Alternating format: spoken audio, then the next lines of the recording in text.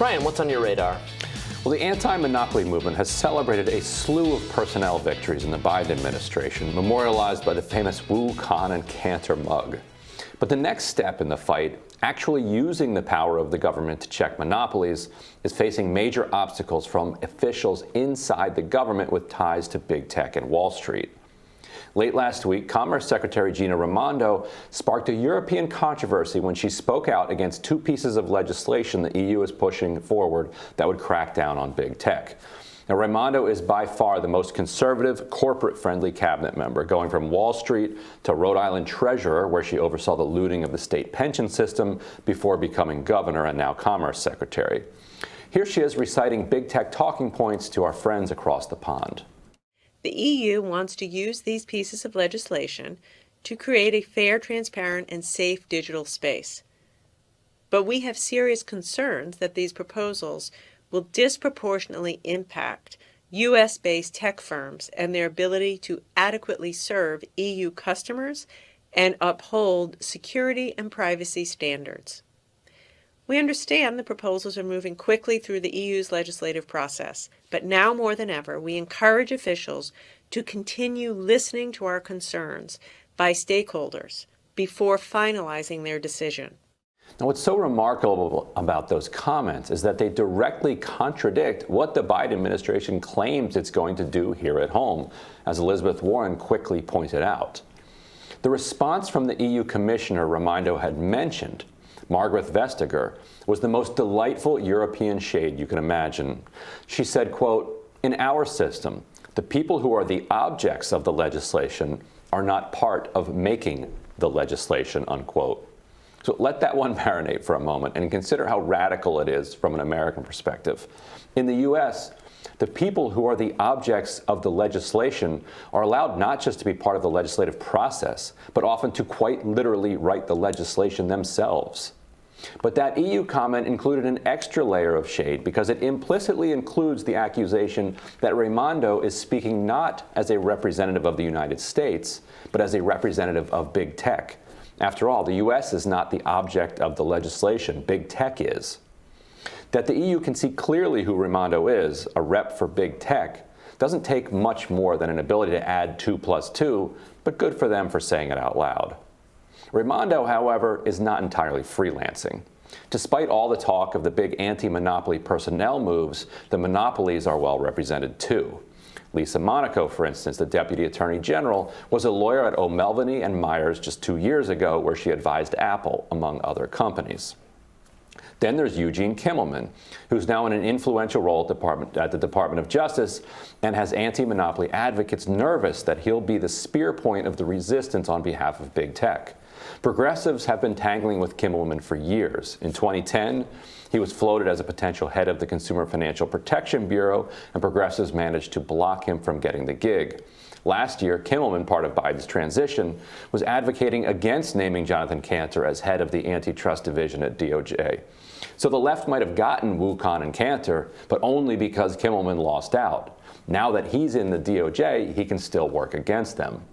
The big fight over what to do about the growing power of big tech has been organized around the question of how aggressively to utilize the government's antitrust enforcement, which is a stick the government can wield as a matter of executive policy, whether Congress goes along or not. The crew of Wu, Kahn, and Cantor are strongly in the camp that says there are antitrust cases to be made and the government should make them. By putting Cantor atop the antitrust division at DOJ, Biden clearly signaled he agreed with them. But just having Biden's blessing isn't enough, and there'll no doubt be a dogfight inside the DOJ over how tough to be, especially as big tech is trying now to force Cantor to recuse himself from regulating big tech since he previously had tangled with them in court. If the Justice Department caves to that demand, it allows every other official who comes through a revolving door to work with free hands, it'll be a sign that operatives like Kimmelman are getting the upper hand inside the building and undermining Biden. Kimmelman, for his part, has a much more subdued view of the role of antitrust enforcement in tackling the power of big tech. Here he is in a 2018 podcast interview. Many of the tech discussions turn immediately to antitrust, when in reality, a lot of the problems may be better addressed by other policy tools, like opening up APIs, interconnection to differing platforms, making equipment operable across multiple platforms, not allowing totally closed down networks. These may be better policy initiatives that can truly address specific problems as opposed to some generic antitrust, just break up companies. And that's fine if that's how he feels, but Biden has put Cantor and Kahn in charge, and so they ought to be the ones setting the policy. Kimmelman last year proposed getting the antitrust division out of the tech game entirely by creating a new digital oversight agency that would work hand in hand with the industry to develop rules. That idea was rejected by anti-monopoly House Democrats in their major legislation this year, and it's not the approach favored by Kahn and Cantor, who say they have the tools that they need. They just need to be able to use them. Kimmelman's worst blunder, however, is one that's probably caused you some misery over the years. As a top antitrust official under Obama, he played a major role in approving the merger between Ticketmaster and Live Nation, solidifying a monopoly that does nothing but sit in the middle of a transaction and gouge you for shipping and handling. The only appropriate policy response to those companies asking for a merger would have been to burn them both down. I mean, that we can agree on, right? Some spicy stuff here today, Ryan. Live Nation and Ticketmaster, anybody who's ever tried to go to a show in the last 5-10 years I don't go to a lot of hates concerts. those companies. Do they? Hates them. Yeah. You pay more to them than you pay for the actual ticket. Yeah. And for what? For creating a clunky system? I don't know anything about that. You might be right. But the other stuff, I don't know. Kimmelman, that clip you played from what he was saying, sounded pretty reasonable to me. I know. I played that for you. Be like, oh, there are people that agree with me in the. I mean, the issue DOJ is that I don't think, Kahn takes a different view. Maybe one day we'll find out in court who's right. I don't think and if we did, I think we know who would win. If this goes to the Supreme Court, I don't think the Kahn argument is going to win. It's that existing antitrust law is just not structured to deal with the problem posed by big tech companies because their monopoly power is not really harnessed against consumers, users, in a very discernible way. Maybe in some cases, but certainly not if we're talking Facebook, Amazon, Google. Maybe it's harnessed against other companies, and the mergers, the acquisitions, the kicking out of people out of the App Store, that kind of stuff, but is not really.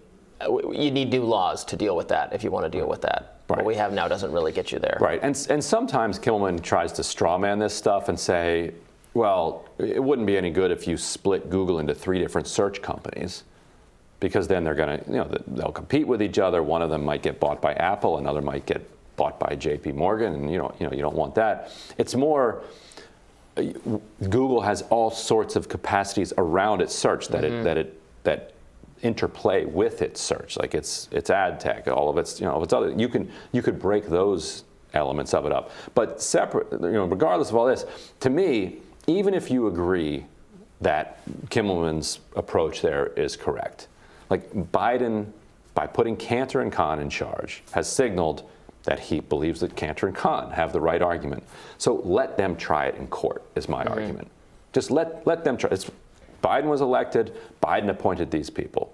Okay, yes, other people have gotten their way into the Department of Justice, but they're only there for other reasons than career Washington officials. It doesn't mean that their policy views are the ones that should dominate, but the Department of Justice is the kind of place where, once you're inside and the knives start getting wielded in the hallways, maybe you can triumph. But that's not how it's supposed to be done. Like, Give Cantor's team, I think, to me, the chance to try. Maybe you're right. Maybe the courts are like, get out of here with this.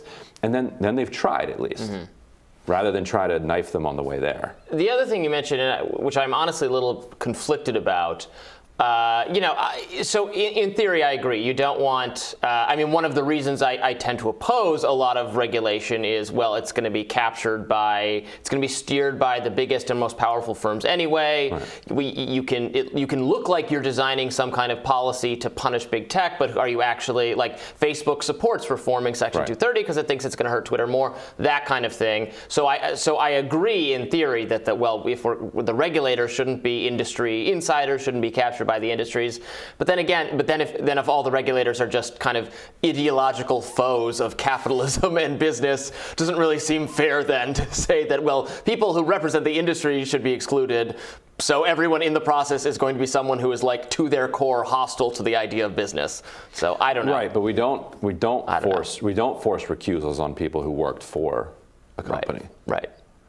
Lisa Monaco advised Apple. Well, I know you were saying like, maybe we should, and I'm saying I see why you would say that, but I'd say let everybody in. If they've been hired to do the job, yeah, trust them to do the job. Like someone wanted, maybe some tech firm wanted Lena Khan to recuse herself. Facebook and right, Amazon. Which that's ridiculous. I get it, but it's kind of might be ridiculous both ways. Is what I'm saying. Yeah.